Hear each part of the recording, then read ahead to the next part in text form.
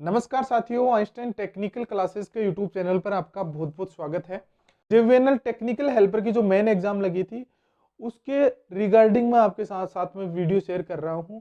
और प्यारे साथियों, ये जो वीडियो है बहुत ही इंपॉर्टेंट वीडियो रहने वाला है, क्योंकि देखिए बहुत सारे स्टूडेंट का मैसेज आ रहा है कि सर हमारे साथ में ये क्या हुआ है, सर 27 अगस्त वालों के साथ में क्या हुआ है, जबकि 2 नंबर वाले स्टूडेंट हैं वो बहुत कम संख्या में थे, जबकि ज्यादा संख्या के अंदर उनका सिलेक्शन हुआ है। जबकि सर हमने बहुत मेहनत की, सर हमारा सिलेक्शन होने वाला था, हमारे साथ में ये क्या हुआ, सर ये भर्ती के अंदर फर्जीवाड़ा हुआ है, सर सर ये क्या होगा, क्या भर्ती कोर्ट के अंदर जाएगी, क्या भर्ती निरस्त होगी। इस प्रकार के बहुत सारे क्वेश्चनों के जवाब मैं आज आपको देने वाला हूं। तो प्यारे साथियों, देखिए हम बात करें राजस्थान विद्युत विभाग टेक्निकल हेल्पर की जो 1512 पदों के ऊपर जो वैकेंसी आई थी, उस 1512 पदों की वैकेंसी की जो एग्जाम थी, मेन एग्जाम थी, वो लगी थी आपकी 27 अगस्त को। अब 27 अगस्त को हुआ क्या था कि कुछ सेंटरों के ऊपर फर्जीवाड़ा होने की वजह से विभाग ने उन सेंटरों का पेपर निरस्त कर दिया था, और वो पेपर लिया गया था आपको 2 नवंबर को। कुछ सेंटरों का पेपर निरस्त किया गया था और वो पेपर 2 नवंबर को लिया गया था। अब हम बात करें, देखिए फर्जीवाड़े की इस भर्ती की हम बात करें तो फर्जीवाड़ा तो देखिए यहीं से पकड़ा गया था, यहीं से स्टार्ट हो गया था।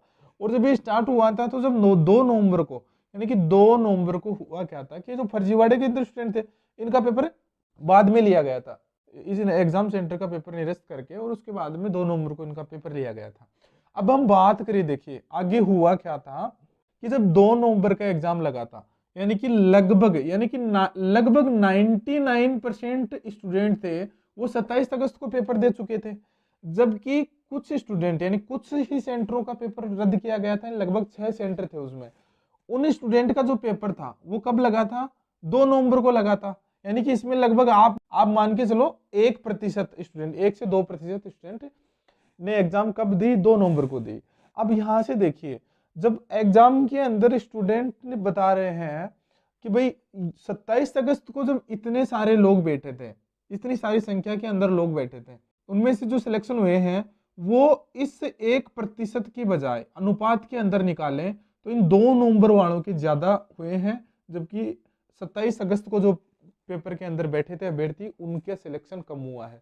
अब हम एक साइड से देखें तो देखिए जहां पे ज्यादा संख्या के अंदर विद्यार्थी बैठ रहे हैं, यानी कि उनके माइंडसेट भी उसी के अनुसार है, और उतने ही माइंडसेट के लोग ज्यादा बैठ रहे हैं उस के अंदर, तो उसके अनुसार सिलेक्शन की संख्या, सिलेक्शन का जो अनुपात है कहाँ का होना चाहिए? 27 अगस्त की परीक्षा का होना चाहिए। जबकि ये अनुपात कहाँ आ रहा है ज्यादा? 2 नवंबर की एग्जाम का आ रहा है। इस प्रकार से कुछ यहाँ पर देखिए, यहाँ पे आशंका होती है फर्जीवाड़े की। जबकि हम बात करें कि ये जो पेपर लगा था, मानो कि हो सकता है कि 2 नवंबर वालों का पेपर हार्ड हो, लेकिन जब नॉर्मलाइजेशन किया गया है तो नॉर्मलाइजेशन के अंदर हो क्या रहा है कि 27 अगस्त में जिसने पेपर दिया है और उसके 90 नंबर आ रहे हैं, ठीक है, 90 नंबर आ रहे हैं। अब उसका नॉर्मलाइजेशन होने के बाद में मानो कि उसके 25 नंबर बढ़े तो उसके मान लो 115 हो रहे हैं, ठीक है। जबकि यहाँ पर 2 नवंबर के अंदर क्या हो रहा है, मान लो किसी के 70 से 80 भी आ रहे हैं ना, और उसके भी नॉर्मलाइजेशन हो रहा है, तो उस नॉर्मलाइजेशन के बाद में जो नंबर बढ़ रहे हैं, नंबर बढ़ करके हो रहे हैं 135, 130, 140। इस प्रकार से इन इन बच्चों के नंबर बढ़ रहे हैं, ठीक है। यानी कि इनके जो नॉर्मलाइजेशन का जो सूत्र यूज किया गया है उसके अनुसार जब हम देखते हैं तो मेन नंबर तो यही है, इनके भी 70 से 80, इनके मानो 90 है, इनके ज्यादा है, फिर भी इसके नोटिफिकेशन कम हो रहे हैं, जबकि यहाँ पर कम होते हुए भी ज्यादा हो रहे हैं। इस प्रकार से देखते हैं तो सिलेक्शन का जो अनुपात है यहाँ पे 2 नवंबर की एग्जाम का ज्यादा आ रहा है। तो इसको देखते हुए देखिए स्टूडेंट के मन के अंदर जो आशंका है कि सर हमने इतनी मेहनत की, हमारा नंबर, हमारा सिलेक्शन होना चाहिए था, सर नॉर्मलाइजेशन के अंदर ये क्या किया गया है, इस प्रकार के बहुत सारे क्वेश्चन उठ रहे हैं। और जो आस लगाए हुए बैठे थे कि यस मेरा 100% हो जाएगा 27 अगस्त के एग्जाम में, लेकिन उन उन ऐसे ऐसे बच्चों के जो धुरंधर थे उनका सिलेक्शन नहीं हुआ। हो सकता है कि ऐसा भी नहीं कर सकते, लेकिन ये भी हो सकता है कि पेपर के अंदर जब वो बैठे हों तो वो अच्छे से पेपर ना दे पाए हों। लेकिन इसका भी तब पता चले जब जो आंसर की है आपकी, आंसर की आपके जो प्रश्न है और आपके उत्तर है, आपने क्या किया। जैसे कि रेलवे जारी करता है, वो क्या करता है, आपका जो क्वेश्चन है उसके बाद में ये आपके 4 ऑप्शन है, ठीक है। आपने क्या किया, उसके सामने यहां पर टिका जाता है कि आपने ये किया, जबकि इसका उत्तर क्या होना चाहिए। जैसे मान लो कि आपने बी किया, जबकि उसका उत्तर होना चाहिए डी, ठीक है। तो इस प्रकार से आंसर की जारी करता है, ठीक है ना। तो इससे हमें पता चल गया कि हमारा क्वेश्चन गलत है। सेकंड क्वेश्चन इसी प्रकार से देखेंगे तो हम मैच कर सकते हैं उसमें कि मेरे एग्जैक्ट कितने नंबर बनने चाहिए।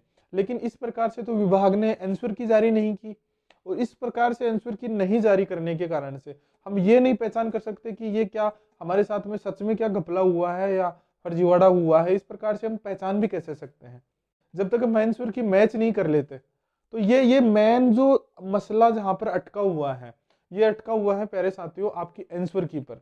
इन्होंने जो जारी की है वो आंसर की केवल आंसर डाले हैं बिना पेपर के।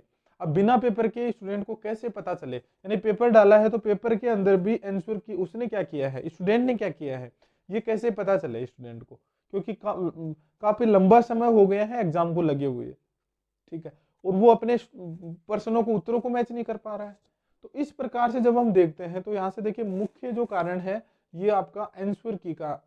और देखिए मेरे साथियों कुछ स्टूडेंट का जो सवाल है कि क्या सर इस प्रकार से जो सिलेक्शन हुए हैं 27 अगस्त वालों के कम हुए हैं जबकि 2 नंबर वालों के अनुपात के अंदर ज्यादा हुए हैं, तो क्या सर ये भर्ती कोर्ट के अंदर जाएगी। तो देखिए मैं जहां तक मेरा अनुभव है कोर्ट के अंदर तो जब तक पुख्ता सबूत नहीं होंगे तो कैसे जा पाएगी, है ना।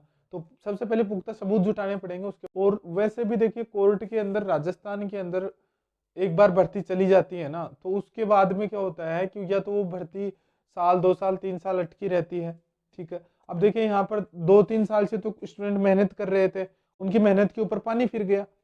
तो यहाँ से स्टूडेंट का जो मनोबल है वो डाउन होता है इस प्रकार से कि जबकि विभाग को चाहे वो कोई भी डिपार्टमेंट हो उनको अच्छे से फैसले लेने चाहिए, स्टूडेंट के हित में फैसले लेने चाहिए, बिल्कुल पारदर्शिता के साथ में भर्तियां करवानी चाहिए। और देखिए मैं तो सभी स्टूडेंट को एक बात कहना चाहूंगा, जो स्टूडेंट आईटीआई करके और तैयारी कर रहे हैं या बिना आईटीआई की तैयारी कर रहे हैं उन सभी स्टूडेंट्स को मैं एक बात कहना चाहूंगा कि प्यारे साथियों हिम्मत मत हारिएगा, क्योंकि एक भर्ती गई है दूसरी आएगी, ऐसा कुछ नहीं है। जब तैयारी करते रहोगे जब अच्छे से निखर जाओगे तो आपका सिलेक्शन जरूर होगा, क्योंकि वो कहते हैं ना कि कोशिश करने वालों की कभी हार नहीं होती।